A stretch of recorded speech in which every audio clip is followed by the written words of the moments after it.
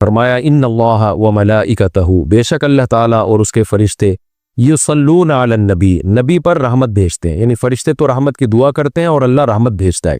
या अय्युहल्लज़ीना आमनू, ए लोगो जो ईमान लाए हो, सल्लू अलैहि, नबी पर खुसूसी रहमत भेजा करो, जिसको उर्दू में दुरूद कहा जाता है। वसल्लिमू, और सलामती भेजा करो, तस्लीमा, सलामती भेजना, इन खूब सलामती भेजा करो।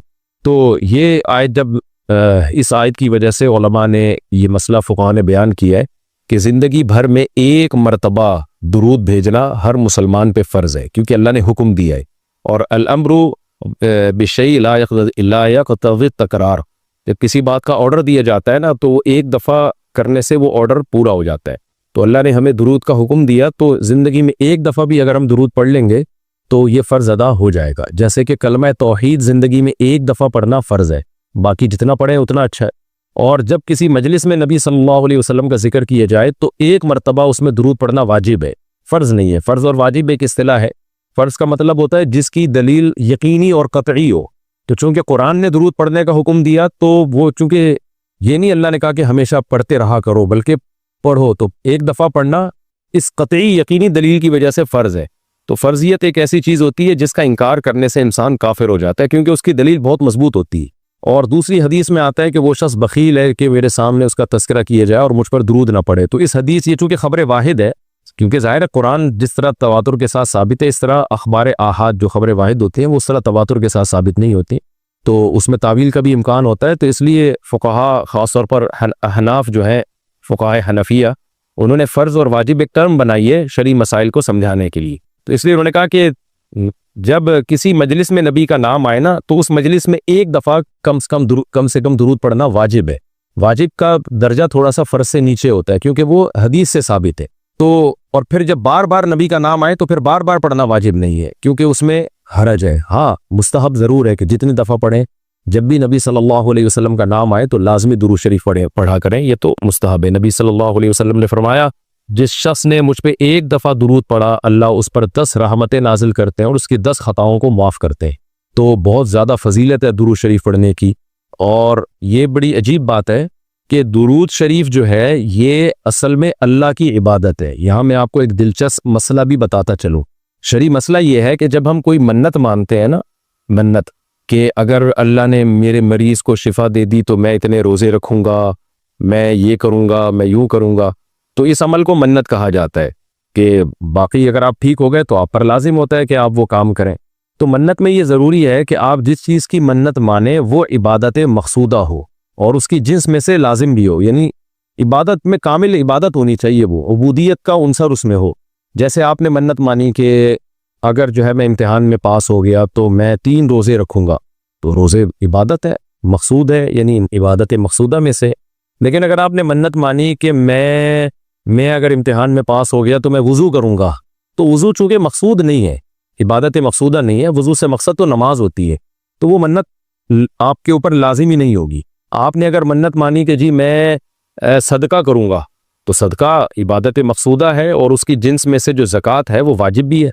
रोज़े की जिन्स में से रमज़ान का रोज़ा वाजिब है। आपने नफिल नमाज की मन्नत मानी तो भी मन्नत पूरा करना आप पर लाजिम है, क्योंकि नफिल नमाज जो है वो इबादत भी है और उसकी जिन्स में से यानी फ़र्ज़ नमाज आप पर लाजिम भी है।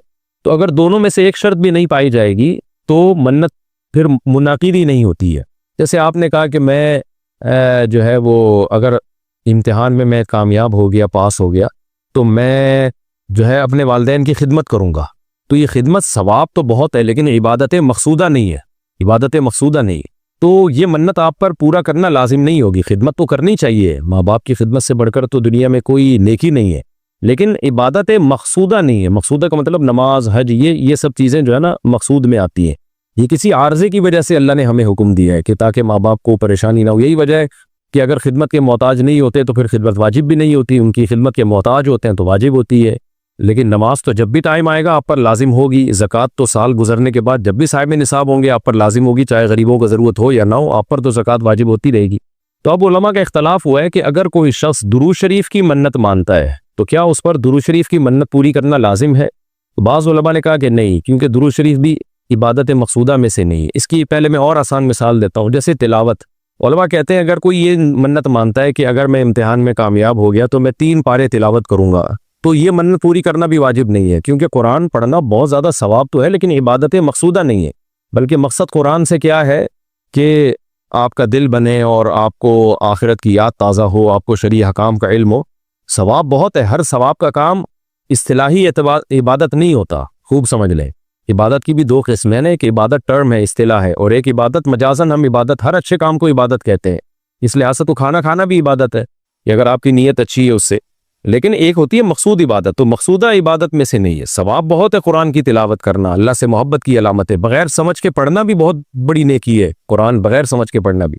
लेकिन कुरान की तिलावत की मन्नत जो है वो मुनक़िद नहीं होती। तो इसी तरह अब ये इख्तलाफ हुआ है कि अगर कोई दुरूद शरीफ की मन्नत मान लेता है कि अगर मैं इम्तिहान में कामयाब हो गया तो मैं 100 दफ़ा दुरूद शरीफ पढ़ूंगा, तो क्या ये मन्नत पूरी करना वाजिब है या नहीं? तो बाज़ उलमा कहते हैं कि वाजिब नहीं है। वजह उसकी है कि दुरूद शरीफ इबादत मकसूदा नहीं है, क्योंकि दुरूद शरीफ का मकसद तो ये सैयदुल अंबिया मोहम्मद सल्लल्लाहु अलैहि वसल्लम से मोहब्बत का इजहार, तो ये नमाज रोज़े की तरह नहीं। लेकिन राजे कौल ये है जिस पे फतवा दिया गया है कि ये मन्नत पूरी करना वाजिब है, क्योंकि दुरूद शरीफ इबादत मकसूदा है, और इबादत मकसूदा है और इसकी जिन्स में से वाजिब भी है, फ़र्ज भी है। तो फ़र्ज कैसे है? क्योंकि कुरान ने हमें हुक्म दे दिया, अब जिंदगी में एक दफ़ा दुरूद शरीफ पढ़ना फ़र्ज हो गया। ये मसला तो आसानी से समझ में आ गया कि फ़र्ज कैसे। अब ये एक सवाल पैदा होता है, इबादत मकसूदा कैसे है? नबी सल्लल्लाहु अलैहि वसल्लम की तो इबादत जायज़ ही नहीं है। उसका बड़ा दिलचस्प जवाब दिया हज़रात फुक़हा ने कि दुरूद शरीफ असल में अल्लाह की इबादत है, जो हम अल्लाह को खुश करने के लिए करते हैं, क्योंकि अल्लाह ने हमें ऑर्डर दिया है। और इसमें इबादत का उनसर, इबादत कहते हैं जिसकी जो है वो जिसमें उबूदियत का उनसर हो, आप बतौर गुलाम जो काम कर रहे हो, जिसमें आपको लॉजिक पूछने की भी इजाजत नहीं होती। जैसे 5 नमाजें फ़र्ज है ना, क्यों फ़र्ज है भाई? लॉजिक की हमें हुक्म नहीं, हमने पढ़नी है। रोज़ा फ़र्ज है, उसकी हिकमतें अल्लाह ने बयान की, लेकिन वो हिकमतें ना भी हो तो रोज़ा रखना पड़ेगा। तो दुरूद शरीफ भी इबादत मकसूदा में से है, इसलिए कि अल्लाह ने हमें हुक्म दिया, तो हम अल्लाह को खुश करने के लिए अल्लाह की गुलामी के तौर पर पैगम्बर पर दुरूद भेजते हैं। तो इससे दुरूद शरीफ की अहमियत बहुत ज़्यादा बढ़ जाती है और इसमें बहुत सारी हिकमतें हासिल हो जाती हैं कि हम अल्लाह को राज़ी करने के लिए, क्योंकि अल्लाह ने हमें हुक्म दिया है, जैसे नमाज का हुक्म दिया, ज़कात का हुक्म दिया, अल्लाह ने कहा कि तुम ये इबादत करोगे मेरी, ये होगी मेरी, क्योंकि दुआ इबादत है। दुआ में क्या होता है, हम अल्लाह से भिखारियों की तरह मांगते हैं। तो अल्लाह ने कहा और दुआएं तुम मांगो ना मांगो, ये वाली तो स्पेशली तुम पे फ़र्ज है। एक तो अल-इतलाक़ दुआ मांगना है ना, लेकिन स्पेसिफिक कोई मखसूस दुआ मांगना तो फ़र्ज नहीं है, लेकिन ये वाली दुआ मांगना हम पे अल्लाह ने फ़र्ज किया है कि तुमने पैगम्बर के लिए रहमत की दुआ करनी है, ये तुम पे फ़र्ज है, ये मुझे खुश करने के लिए फ़र्ज है। तो ये इबादत है, लेकिन अल्लाह की इबादत है और नबी के लिए दुआ है ये। तो इससे दुरूद शरीफ की अहमियत भी बहुत बढ़ जाती है और हमें सैयदुल अंबिया सल्लल्लाहु अलैहि वसल्लम की अहमियत का भी पता चलता है कि अल्लाह ने पैगम्बर पे दुरूद भेजने को अपनी इबादत करार दे दिया है। तो सैयदुल अंबिया सल्लल्लाहु अलैहि वसल्लम की भी वैल्यू बहुत ज़्यादा बढ़ जाती है। जैसे कुरान में आता है ना कि वरफ़अना लका ज़िक्रक, हमने आपके तज़किरे को बुलंद किया है। तो कैसे बुलंद किया? उलमा ने इसका जवाब दिया कि नमाज में भी दुरूद शरीफ है और अत्तहियात में नबी सल्लल्लाहु अलैहि वसल्लम पे सलामती भेजने को अत्तहियात का हिस्सा बना दिया गया है, और अज़ान में अशहदु अल्ला इलाहा इल्लल्लाह के साथ अशहदु अन्ना मुहम्मद रसूलुल्लाह को भी ऐड किया गया है। तो इससे सैयदुल अंबिया सल्लल्लाहु अलैहि वसल्लम की बहुत ज़्यादा फजीलत साबित होती है। तो इसलिए दुरूद शरीफ का एहतमाम करना चाहिए। जैसे शरीयत में बाज़ इबादतें बाज़ औक़ात में ज़्यादा पसंदीदा है, आप दिन में नवाफिल पढ़ें उसका भी सवाब मिलता है, लेकिन ये नवाफिल आप रात के आखिरी हिस्से में पढ़ें तो तहज्जुद बन जाएगी, बहुत ज़्यादा सवाब हो जाएगा। आप रोज़ा रखें, आम दिनों में सवाब है, ईद जुमेरात को ज़्यादा सवाब है, अय्याम बीज़ में ज़्यादा सवाब है, रमज़ान का तो बहुत ही ज़्यादा सवाब है, आशूरा का भी सवाब है। तो जैसे जितनी भी इबादतें हैं वो ख़ास दिन और ख़ास औक़ात में उनकी फजीलत बढ़ जाती है। तो ऐसे ही दुरूद शरीफ के बारे में हदीस में आता है कि आम दिनों में भी दुरूद शरीफ में बहुत सवाब मिलता है, लेकिन सही हदीस से ये बात साबित है कि जुमे के दिन दुरूद शरीफ पढ़ना आम दिनों से ज़्यादा अफजल। इसी वजह से हमारे अकाबिर का हमेशा से मामूल रहा है, जो हमने देखा भी है कि वो जुम्मे के दिन ख़ास तौर पर असर की नमाज के बाद दुरूद शरीफ पढ़ने का बहुत ज़्यादा अहतमाम करते हैं। और जब वो उम्रे के लिए या हज के लिए जाते हैं तो भी मस्जिद नबवी में अक्सर वो मैंने देखा है अपने बड़ों को कि वो असर की नमाज के बाद ना मस्जिद नबवी में सिर्फ दुरूद शरीफ ही पढ़ते हैं बैठ के। एक तो वो जगह ऐसी है कि जहाँ सैयदुल अंबिया सल्लल्लाहु अलैहि वसल्लम का रोज़ा अतहर है सामने, और फिर वहाँ जुम्मे का दिन भी हो तो, और फिर असर की का वक्त जो है वो कबूलियत का वक्त होता है जुम्मे के दिन। जैसे कि हदीस में आता है ना, जुम्मे के दिन एक घड़ी ऐसी होती है जिसमें दुआ रद्द नहीं होती। तो जमहूर उलमा इस तरफ गए हैं कि उससे असर का टाइम मुराद है। अगरचे इसमें इख्तलाफ है, लेकिन जमहूर इस तरफ गए हैं कि असर का वक्त मुराद है। तो जुम्मे के दिन असर के वक्त दुरूद शरीफ का एहतमाम करना चाहिए।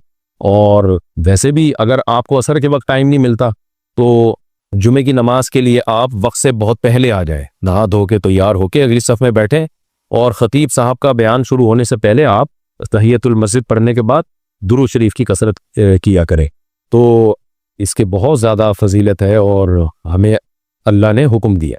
और उलमा ने बयान किया कि दुरूद शरीफ को जो अल्लाह ने हम पे लाजिम किया ना, उसमें एक हिकमत ये भी है कि सय्यदुल अंबिया सल्लल्लाहु अलैहि वसल्लम की बशरियत हमारे जहन में और अच्छी तरह बैठ रही है। क्योंकि पिछली उम्मतें जो तबाह बर्बाद हुई हैं वो इसलिए हुई हैं कि उन्होंने पैगम्बरों को इतना ऊंचा मकाम दिया कि अल्लाह के बराबर ले आए। जैसे ईसाइयों ने हज़रत ईसा को अल्लाह का बेटा बना दिया माज़अल्लाह, और जहाँ हमारे यहाँ भी जो बिदती लोग हैं उन्होंने सय्यदुल अंबिया को हाजिर नाजिर मुश्किल कुशा क्या बना दिया, तो शिरक करने लगे। तो दुरूद शरीफ में एक हिकमत ये भी है कि जब हम नबी के लिए दुआ करते हैं अल्लाह ताला से कि अल्लाह सय्यदुल अंबिया पर अपनी खुसूसी रहमतें नाजिल फरमा और आप पर सलामतियाँ भेज, तो इससे हमें ये भी पता चलता है, ये अकीदा हमारे दिल में बैठता है कि मोहम्मद सल्लल्लाहु अलैहि वसल्लम भी अल्लाह की रहमत के मोहताज है। तभी तो हमें हुक्म दिया जा रहा है कि उनके लिए दुआ मांगो। हाँ, यहाँ एक इश्काल हो सकता था इसका कि भाई अच्छा, इसका मतलब नबी हमारी दुआ के मोहताज हैं। तो ना ना ना, नबी हमारी दुआ के मोहताज नहीं है,